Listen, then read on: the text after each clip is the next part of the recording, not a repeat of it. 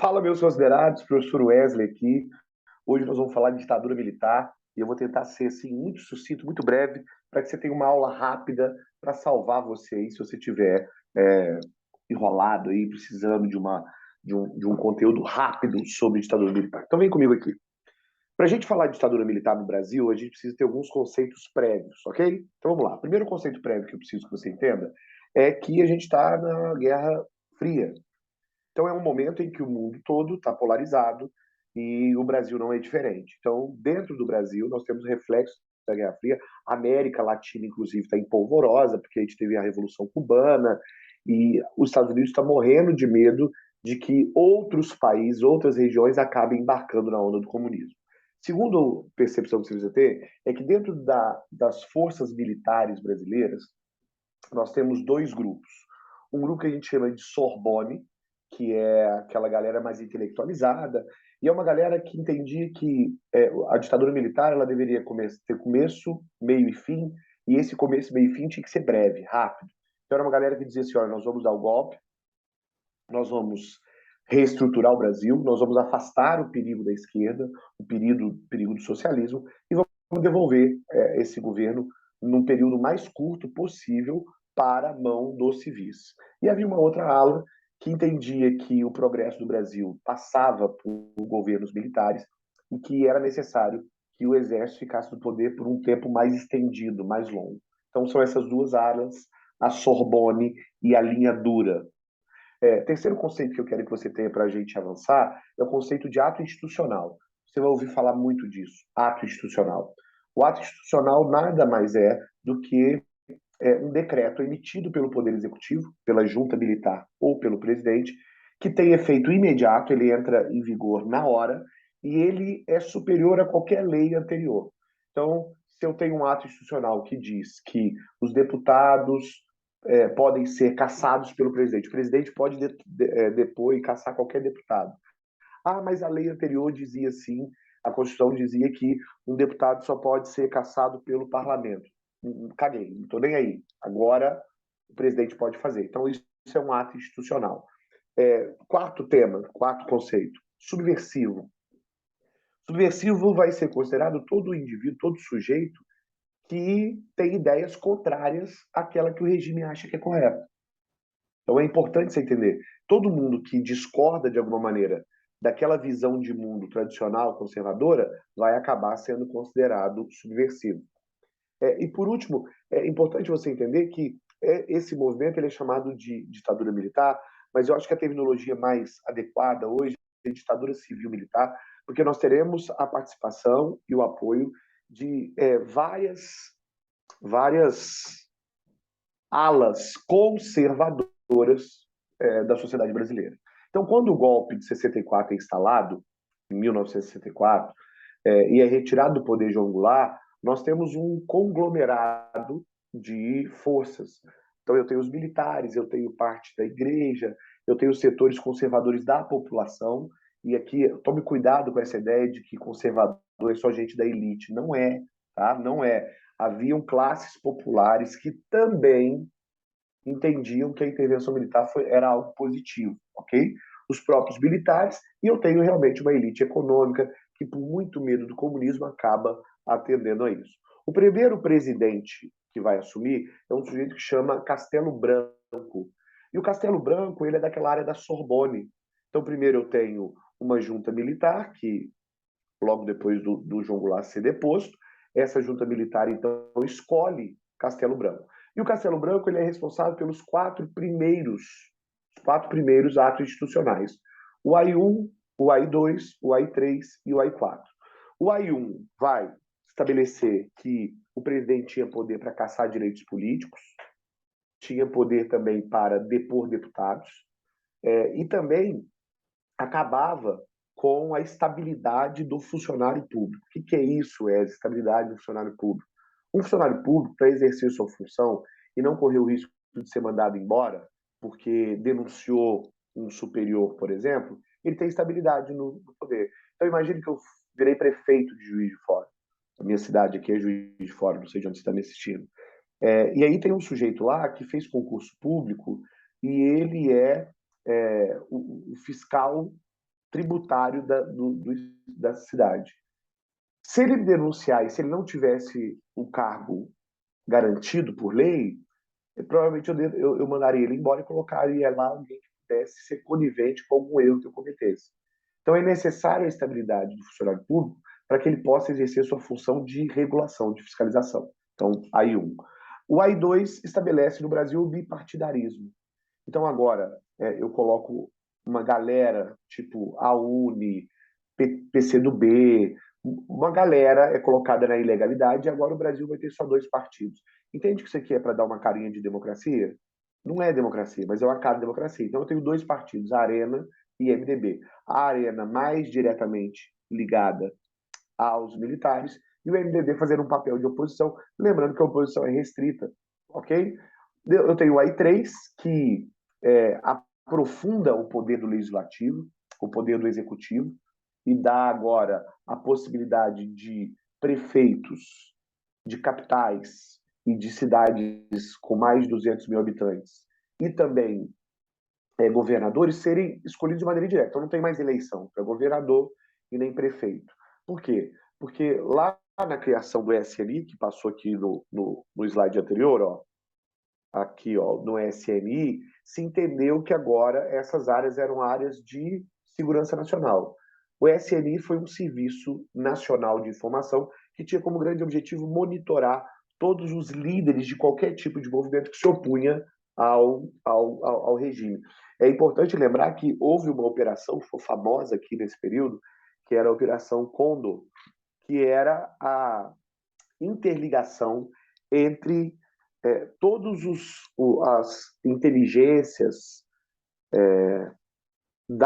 dos países latino-americanos. Nós vamos ter várias ditaduras militares, ditadura argentina, ditadura uruguaia. Então, durante o regime militar, durante a ditadura militar, durante os governos militares, nós teremos aqui uma série de interligação para que o subversivo do Uruguai que tentasse fugir para o Brasil, ou o cara do Brasil que fosse para o Paraguai e assim por diante, houvesse um monitoramento em toda a América Latina e quem deu suporte para isso foi a CIA. Então chama Operação Condor. Portanto, que nós temos relatos hoje, por exemplo, de que o João Goulart, enquanto esteve na Argentina, ele passou um período na Argentina, ele foi monitorado lá pelo Serviço de Inteligência argentino.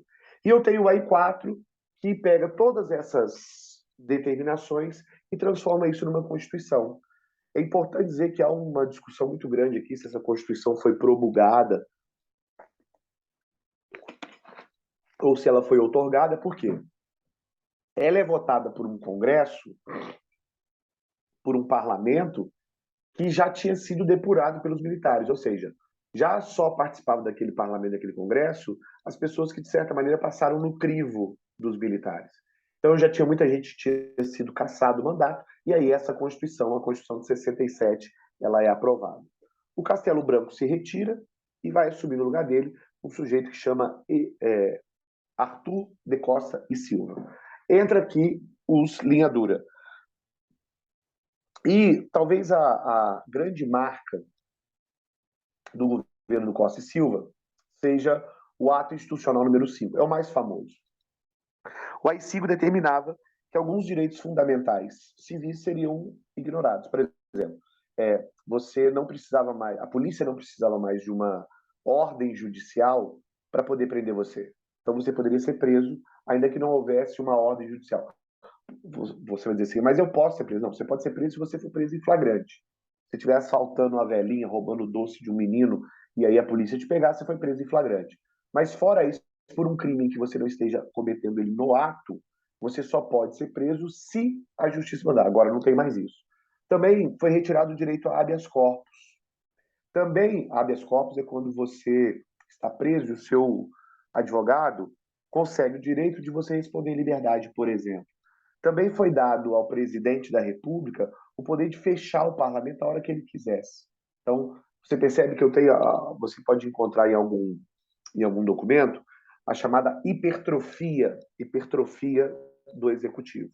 Esse movimento, cara, vai causar reações, porque uma parte da galera que apoiou o golpe militar, da sociedade civil, Disse assim, olha, a gente apoiou vocês para vocês governarem um tempinho e meter o pé. Não é isso que está acontecendo.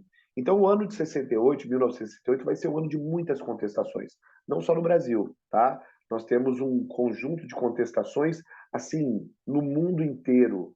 E aí, eu tenho aqui, por exemplo, tá vendo? Ó, o protesto dos 100 mil, a gente tem a mobilização da UNE, União Nacional dos Estudantes, nós temos documentos emitidos, como, por exemplo, pela OAB, a igreja vai se posicionar. Nós temos figuras que apoiaram o golpe, como era o caso do Carlos Lacerda, lá o cara do caso do Vargas, lá o opositor do Vargas, que vai se colocar contra a ditadura aqui, mas a verdade é que sobe o tom, sobe o tom.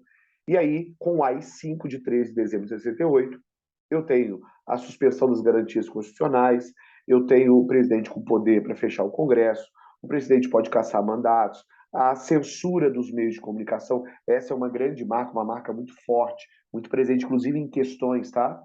Eu vou ter uma censura muito grande, eu vou ter um cerceamento da liberdade. É aqui que a gente começa a ter músicas que vão censurar o regime, mas de maneira velada.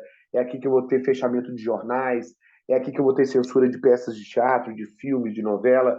É aqui que os jornais começam a imprimir, no lugar das notícias censuradas, receitas para poder mostrar. Então, o jornal estava para sair, o censor vinha e dizia: olha, essa notícia não pode sair. Como não tinha tempo hábil de colocar outra reportagem ali, a galera acabava colocando receita. E chega um momento em que as redações dos jornais nem fazem questão também de colocar nenhuma notícia no lugar. Colocam ali a receita, porque todo mundo sabe agora que onde tem uma receita é porque tem um texto censurado. Então, é uma forma de protesto. Mas não é só essa forma de protesto. Esse endurecimento no regime militar vai levar também ao surgimento no Brasil de uma luta armada. Então, agora, nós teremos, influenciado por aquelas ações guerrilheiras, pela vitória dos guerrilheiros lá na Revolução Cubana, pelo que está acontecendo lá na Nicarágua, ou seja, há um conjunto, há um panorama que favorece para que nós tenhamos no Brasil movimentos também de resistência armada. Então, eu vou ter a Aliança Libertadora Nacional, que a figura mais importante é o Carlos Marighella, que saiu um filme agora há pouco tempo. Nós teremos também a Vanguarda Popular Revolucionária, que é do Carlos Lamarck. Nós teremos o Movimento Revolucionário 8 de Outubro. Nós teremos a Guerrilha do Araguaia. E o que esses caras farão? Esses caras farão assaltos a banco para financiar, eles farão sequestros de autoridades, de figuras, como, por exemplo, o embaixador dos Estados Unidos aqui no Brasil vai ser sequestrado para ser trocado por prisioneiros políticos. Então, sobe o tom. E a ditadura, o Estado, acaba subindo o tom também. E aí vai haver um endurecimento da repressão. E aí nós teremos, por exemplo, a Operação Bandeirantes, que é OBAN, que é uma integração entre empresários, políticos e também militares. Então é como se fosse uma milícia, é como se fosse uma organização paramilitar para que se pudesse perseguir esses caras. Então, a sociedade civil, ou parte da sociedade civil, acaba se envolvendo nisso também. Eu vou ter criação dos DOI-COD, que eram centros de operação onde acontecia a maior parte da tortura, onde os prisioneiros políticos iam, para onde eram levados aqueles que eram considerados subversivos, tá? E normalmente tinham em cada estado e havia ramificações dele em torno das maiores cidades. Então, a ditadura ela começa a ficar dura. Só que vai acontecer um problema. Vai acontecer um problema. Não está aqui, mas eu vou dizer para você. O meu amigo Costa e Silva, meu amigo não, né? O seu amigo Costa e Silva, ele vai ter um derrame. E o vice do Costa e Silva era um cara que chamava Pedro Aleixo, era civil. E não era, os caras não queriam que os civis tomassem o poder agora. Então o que os caras fazem? Eles dão um golpe dentro do golpe. Ao invés do Pedro Aleixo assumir, eles convocam uma junta militar e essa junta militar elege um cidadão chamado Emílio Garrastazu Médici, conhecido como Médici. O Médici vai ser conhecido como o mais severo, o mais violento dos governos militares. Tá? Ele vai intensificar a repressão. Aí você tem uma foto de um congresso clandestino da União, onde foi colocada. E os caras arrumaram uma fazenda lá no meio do mato, cara, e foram fazer o congresso. E eles foram dedurados, foram descobertos. E aí mandam um exército de policiais, né, para poder prender esses caras. Então, aqui o tom sobe. E o governo Médici, ele vai ter uma contradição em si. Qual é a contradição em si? Apesar dele ser o governo mais repressivo, ele é o governo mais popular. Por quê? Porque o Brasil vai passar por um processo que a gente chama de milagre econômico. O Brasil vai crescer a incríveis 8, 9, 10, até 13%. Só que esse milagre econômico, ele é baseado em financiamento externo, em grandes obras públicas, que a gente chama de obras faraônicas, e também de um arroxo salarial muito grande. Ou seja, o ministro da Economia nesse tempo era um cara chamado Delfim Neto, e ele usava uma alegoria que ele dizia que o bolo tinha que crescer para depois dividir. Então, todo mundo tinha que participar para o bolo crescer.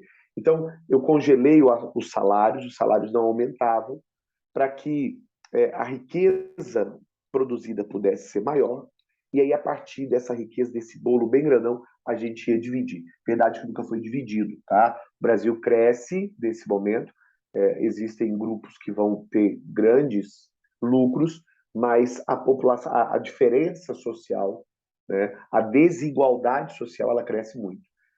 Nesse período também a gente tem que falar do ufanismo. O ufanismo assim é um amor um amor intensificado pela pátria. Então surgem campanhas publicitárias, músicas.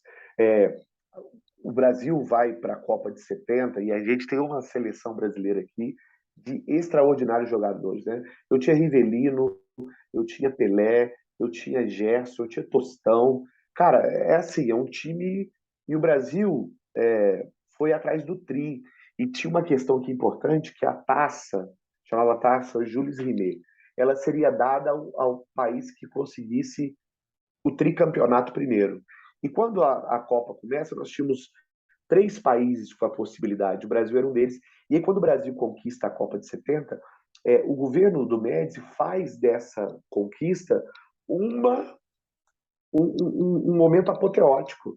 Ele pega a vitória do Brasil, o tricampeonato brasileiro, e faz dessa vitória um motivo de. Ele consegue associar a imagem do futebol vitorioso à imagem do Brasil.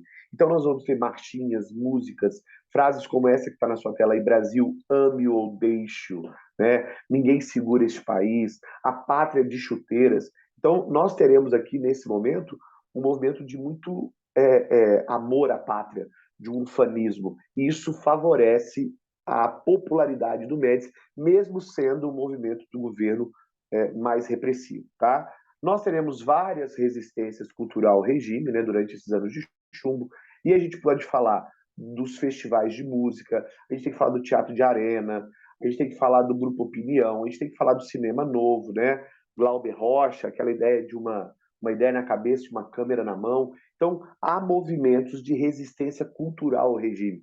Nós teremos artistas que farão músicas que criticam o regime de maneira velada, como é o caso do Chico Buarque, Geraldo Vandré. Então, há vários artistas que vão fazer esse movimento de resistência cultural. O governo do Médici chega ao final, e ele chega ao final de uma maneira muito traumática, porque em 1973, nós vamos ter no mundo um negócio que chama crise do petróleo.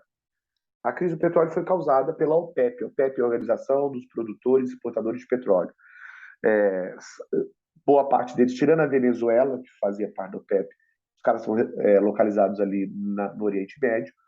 E houve uma guerra chamada Guerra do Yom Kippur, que é uma guerra em que Israel consegue expandir seus territórios. Israel é atacada e, na reação, Israel consegue expandir seus territórios. Ela é muito ajudada pelos Estados Unidos. E você sabe que há uma rixa histórica ali entre israelenses e árabes. E essa rixa leva esses países produtores de petróleo para chantagear os Estados Unidos e para punir pela ajuda que foi dada a Israel, eles diminuem a produção de petróleo e aumentam o preço. E, cara, isso bate assim, bate em geral. Isso causa uma crise no mundo. O preço do petróleo bate o teto, o preço da gasolina triplica, e não é só que triplica, é que falta. Então, há racionamento de combustível, e é um momento muito difícil. E essa condição internacional faz com que o Brasil pare de receber financiamento. Essa condição também faz com que o Brasil acabe tendo que importar mais do que exporta. Isso começa a gerar uma recessão, inflação, uma crise inflacionária, o que acaba fazendo com que a popularidade do governo militar comece a cair. Assume, então, no lugar do Médici. E uma outra questão também, né? As obras faraônicas, né? A Transamazônica, que não terminaram até hoje, a Ponte Rio-Niterói, isso também demandava grandes vultos de dinheiro que o Brasil não tinha nesse momento. Vai assumir, então, o presidente Geisel, e o Geisel ele é o cara que começa o processo de transição. Só que a frase que marca esse período é que ela tem que ser lenta, gradual e segura. Então, ó, nós vamos fazer, ok, a abertura, mas não é abrupto. Nós não vamos sair daqui a pouco do poder. Nós vamos abandonar o poder de maneira... E no primeiro processo em que as eleições são feitas de maneira livre, ou pelo menos mais livres, o partido da oposição, que era o MDB, já sai vitorioso. Então, das 22 ou 24 cadeiras, eu não me lembro exatamente, mas o MDB consegue maioria das cadeiras do Senado, por exemplo. Perdão. O que ia inviabilizar, de alguma maneira, as decisões do presidente. Em 1976, tem eleições para prefeito e também o MDB se sai muito bem. Em reação a esse movimento, porque o Geisel disse que tinha que ser lenta, gradual e segura, e eles estavam perdendo de lavada, ele cria a Lei Falcão.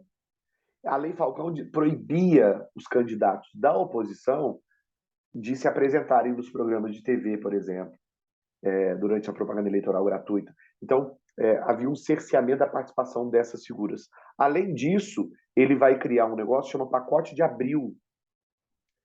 E o Pacote de Abril foi um conjunto de ações promovidas pelo Geisel para frear essa mudança que, na opinião dele, estava sendo muito rápida. Então, ele abriu o processo e depois ele fecha. Então, ele fecha o Congresso Nacional, ele passa a governar por meio de decretos, e aí, quando ele abre o Congresso, quando ele reconvoca o Congresso, ele estabelece que 1/3 de todos os senadores tinha que ser indicado pelo presidente.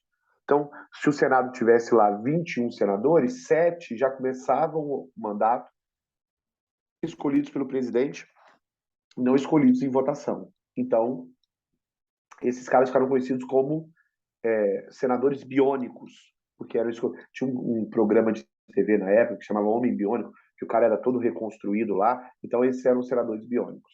Entre 77 e 78 também a gente tem a marca pela luta pela anistia e também pelo fim da ditadura, e a gente tem aqui o início dos movimentos sindicais no ABC Paulista, o Partido dos Trabalhadores, o PP, e o Luiz Inácio Lula da Silva, o ex-presidente da República, ele tem destaque na sua trajetória. O destaque da sua trajetória começa aqui, nesse momento aqui, dessas grandes greves do ABC Paulista. Tá? Acaba, então, só mais um detalhe, o Geisel também passa, e você vai perceber isso aqui, o mandato do presidente de 4 para 6 anos, de 5 para 6 anos, tá? Entra, então, o último dos presidentes militares, que é o Figueiredo. O Figueiredo assume o governo em 79, tá? E ele assume o governo num momento difícil. Aí, ó, em março de 79, 80 mil metalúrgicos do ABC Paulista entram em greve, tá? Vão desafiar a polícia, vai ter gente presa, vai ter pancadaria. Cresce na sociedade o movimento para que haja o fim da ditadura, para que haja mais verba para a educação, que o arroxo salarial acabe.